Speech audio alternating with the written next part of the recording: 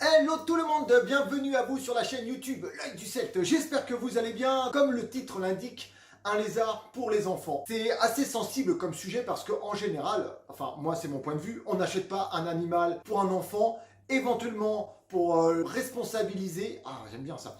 Mais il y aura toujours les parents derrière, il y aura toujours un adulte. Après, tout dépend de l'âge de l'enfant, bien sûr. Hein, mais c'est vrai que quand on dit à un enfant, c'est souvent des enfants qui ont entre 4, voire 12, 13, 14 ans. Après, il y a un âge où on peut, entre guillemets, ils peuvent se prendre en charge. On est vraiment dans un animal qui est complètement différent au niveau de l'entretien, au niveau du maintien. Donc c'est pour ça que moi, j'ai abordé ce sujet parce que beaucoup me demandent, voilà, j'ai mes parents, comment je vais faire pour pouvoir faire accepter un reptile à mes parents et ainsi de suite. C'est assez compliqué parce que tous les parents n'ont pas la même approche au niveau des reptiles. Certains en ont une phobie, donc quand on a une phobie, c'est assez compliqué. D'autres en ont peur, d'autres trouvent que c'est totalement inutile comme animal, donc surtout en plus que c'est enfermé, et certains ont un point de vue un peu différent là-dessus, sachant que la majorité des animaux qu'on achète sont nés en captivité. Mais je voudrais quand même sensibiliser les gens là-dessus. C'est que on peut acheter beaucoup de lézards, on peut faire plaisir à un enfant, mais il faut savoir que le lézard reste quand même sous la responsabilité de l'adulte et que c'est quand même l'adulte qui va faire en sorte que les lézards se portent le mieux du monde et que, en plus, si la personne peut, comme j'ai dit, responsabiliser l'enfant, faire en sorte que c'est un animal, que faut y faire attention, il faut lui donner des soins, il faut lui donner, faut le surveiller, enfin il y a d'observation, enfin il y a pas même pas mal de choses. Quand vous achetez un reptile à un de vos enfants pour faire plaisir, dites-vous bien que c'est un animal en plus qui va vivre assez longtemps, voire très longtemps pour certaines espèces, et que là vous vous engagez pour 15, 20, 25 ans. Donc à réfléchir et ne pas prendre à la légère. Et je vais vous montrer l'espèce, comme je le dis toujours, que je plébiscite entre guillemets pour les débutants ou pour les confirmer bien sûr. Mais voilà, c'est une espèce, en plus j'ai eu des petits, comme vous le savez, j'ai eu 6 petits juvéniles de gecko à crête et j'avais vraiment envie de vous montrer en même temps le suivi, le genre de terrarium qu'il faut. Je vais vous montrer mes geckos à crête parce que c'est une espèce géniale, c'est une espèce que je conseille à fond aux débutants. Il n'y a pas besoin énormément de choses, il faut un terrarium, donc un 45-60-45 pour un spécimen juvénile, un 60-45-60 pour un spécimen adulte, et après, dès qu'on rajoute une bête, on augmente la taille. Et dans un 90-45-90, on peut aller jusqu'à 5 spécimens. Moi, je vous préconise d'en mettre 4. Il faut savoir qu'un gecko à crête, c'est 16 degrés minimum, 26 degrés maximum. Moi, les miens, je ne les chauffe jamais. Bon, il y a une lampe ortigole qui chauffe le terrarium dans son ensemble, mais je ne chauffe jamais la nuit. Il fait à peu près 19-20 dans mon salon, c'est super. L'été, je fais très attention, donc je rajoute beaucoup de coins d'ombre. Je diminue la lampe horticole, mais au niveau de la durée d'éclairage. Mais au moins, voilà, mes bêtes se portent très bien. La preuve, j'ai des repros. Certaines bêtes ont plus de 13 ans, donc ça prouve que le maintien de mes geckos à crête se passe très bien. Allez, je vous montre les petites bêtes, vous allez voir, vous allez surkiffer. Voilà, donc celui-ci est un peu en mu, donc c'est pas trop grave, mais voilà.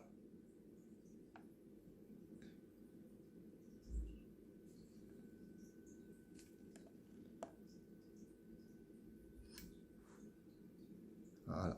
Ça c'est la première sortie. Alors j'adore sa couleur. Je vous dis franchement, je surkiffe sa couleur. Elle est d'un orange. Alors en fonction de l'endroit où elle va se poser, elle va être vraiment ou de couleur feu ou mais vraiment c'est très orange cuivré, c'est magnifique. Vous voyez la couleur? Avec la queue qui dépareille.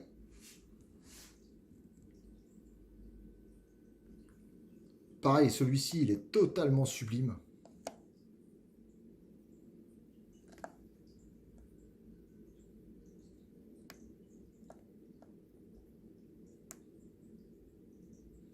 Donc ce qui est marrant, c'est qu'aucun ressemble aux parents. Hein. Donc là, c'est comme je disais, c'est une totale loterie. Hein. Alors celui-ci est en mu.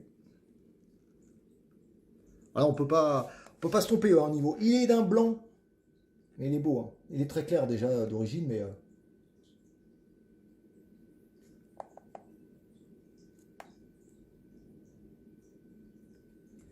quand je vous dis que c'est des bouilles de ouf.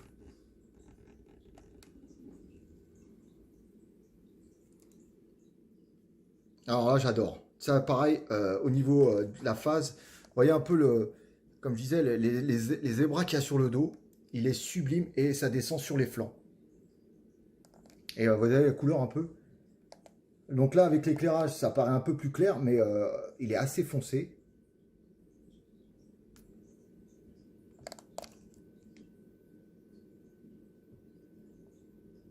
Oh là là.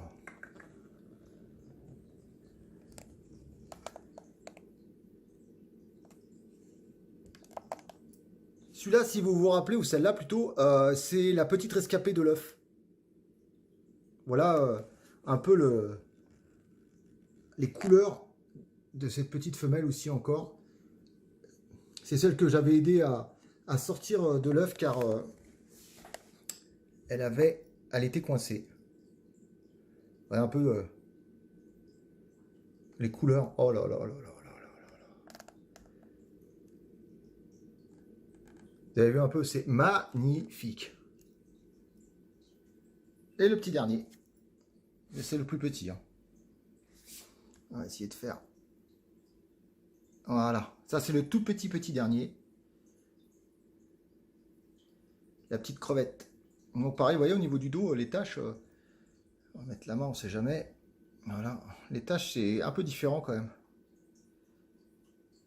Voilà. Okay, ça fait des points, là. C'est marrant. Oh là. Donc comme vous voyez, hein, ils vivent là-dedans. Donc comme je vous l'ai dit, moi, je les manipule énormément. Comme ça, ils sont pas trop farouches. Ils sont habitués, entre guillemets, à ma main. Donc c'est du juvénile, j'en profite. Hein. Vous voyez, ils sont tous là. Ça se balade. Voilà. Donc il y a les 6 dans cette grande boîte. Voilà, donc avec compote, répachi, de l'eau, suffisamment de branches, un peu d'humidité, voilà.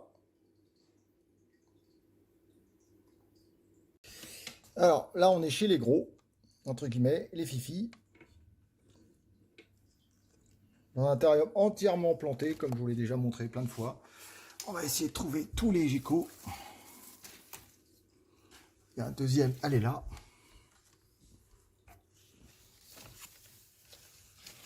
Juste ici.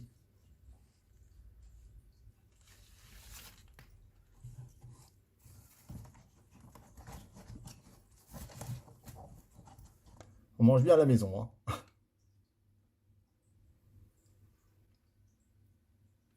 Voilà. On va essayer de l'attraper.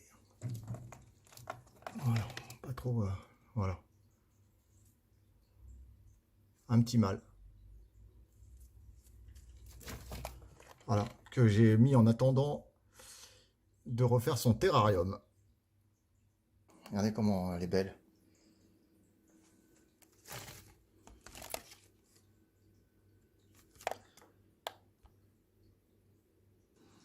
Alors, on va reparler d'Alfred, hein, qui est le petit chouchou de madame.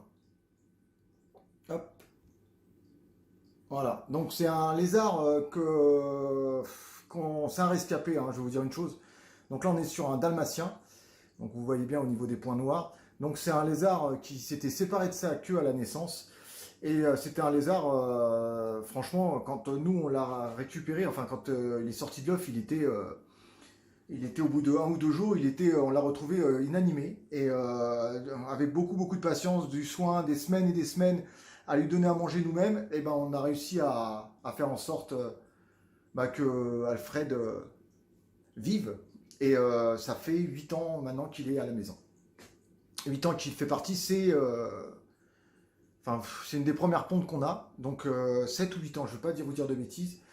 Et voilà, donc il a une petite malformation au niveau du dos. C'est un mâle, mais voilà, c'est un lézard qu'on affectionne énormément. Comme je l'avais toujours dit, tous les animaux ont leur place, hein, il suffit de faire attention et si on peut faire en sorte qu'ils vivent, et ben on fait tout pour. Voilà, elle est magnifique avec plein de points noirs. C'est un magnifique dalmatien, super facile au niveau de la manipulation, c'est vraiment une perle. Voilà, et c'est le chouchou de madame. Donc tous les lézards ont un nom, un peu galère à trouver parce qu'il y en a quand même quelques-uns maintenant, sauf les juvéniles, mais ils ont tous un nom. Hein.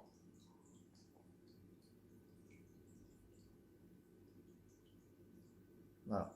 Voilà pourquoi je dis que c'est attachant. Espèce pour débutants, vous le voyez bien, c'est super facile à manipuler. Alors je dis pas qu'il faut manipuler à outrance, hein, c'est pas ça. Éviter aussi, voilà, ça reste des animaux nocturnes, donc si vous voulez les voir, les observer, c'est le soir. Mais voilà, si vous avez envie de les manipuler de temps en temps, c'est des bêtes quand ils sont habitués à la main, c'est génial quoi. Donc habituez-les plutôt petits et après moins quand ils sont adultes à les manipuler. ils ont une confiance, mais c'est vrai que regardez, vous voyez, il ne cherche pas à se sauver, il est pas, ça mord pas, enfin c'est génial quoi. Hein, mon petit bonhomme. Voilà. Et je vais vous présenter le mâle, le premier mâle, donc le papa de lui, qu'on a depuis assez longtemps, et qui était le premier mâle reproducteur que j'avais à la maison. Voilà le mâle, donc on le reconnaît bien. Hop, voilà, on voit bien que c'est un mâle. Là, il n'y a pas besoin de vérifier au niveau des pores fémoraux. Voilà, ça c'est le mâle qui est arrivé un des premiers à l'élevage. Donc, alors, comme je l'ai eu adulte, c'est un mâle qui a plus de 10 ans, qui est magnifique, hyper facile à manipuler. Alors, c'est une bête qui était plus compliquée quand il était avec ses femelles, assez protecteur, donc au niveau de la manipulation, c'était un petit peu plus compliqué. Mais voyez un peu les couleurs, il est sublime. Et voilà, je vous dis, hein, ça fait quand même de belles bêtes. Parce que tout le monde a peur pour les geckos à crête, ouais, c'est des petits lézards. Bah, vous regardez dans ma main quand même, c'est pas des petits lézards. Ça fait quand même une bonne taille, ça fait plus de 10 cm. C'est assez sympa. En plus, on peut faire de magnifiques terrariums si vous avez une âme de décorateur ou de décoratrice. Voilà, regardez un peu. Bon, c'est un peu grassouillet, j'avoue, hein, sur les côtés. Voilà, vous voyez, c'est comment c'est. Regardez-moi ça un peu. Voilà.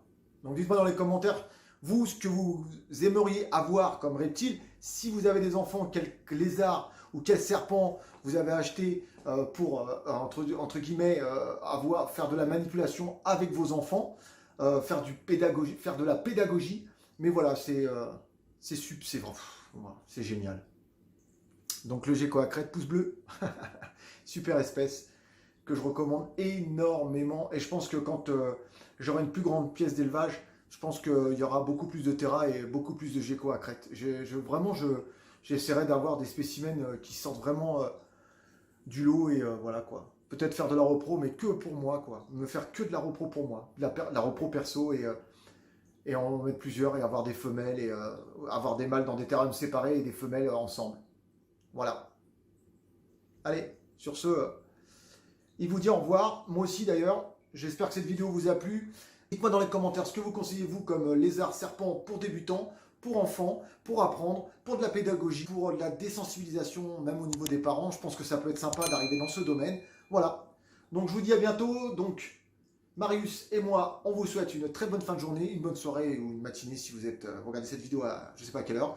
Et on vous dit à bientôt. Prenez soin de vous, prenez soin de vos bêtes et prenez soin de vos proches. Peace tout le monde. Ciao, ciao.